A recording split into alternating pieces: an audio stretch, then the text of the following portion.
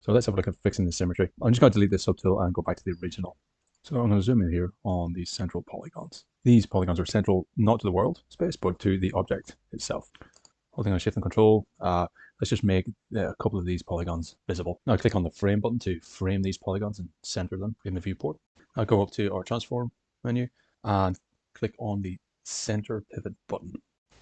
You can see now the axis lines are centered. If we zoom out and reveal the model, we can see that our model is now centered in the world.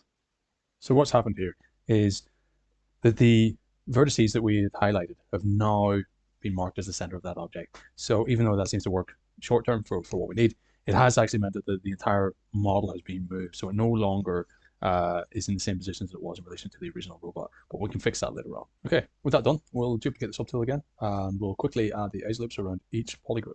As it's a new subtool, we'll also need to reactivate symmetry on X.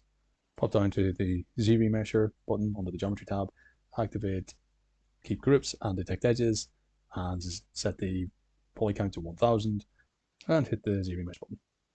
Now, let's pop back to our original Z tool with the rest of the robot, and what we want to do is append the new remeshed subtool in. I do this with the append button under the subtool menu. So click it, and then select the subtool that you want to append in. As you can see, when this appears in, it's no longer in the same position as the original head. So use the Move tool and the gizmo, and moving it along the Y and Z axes, just position it where the head should be.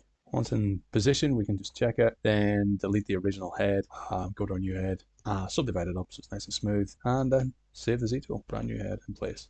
So next, basically using the same logic and processes, we'll look at fixing the other components of the robot.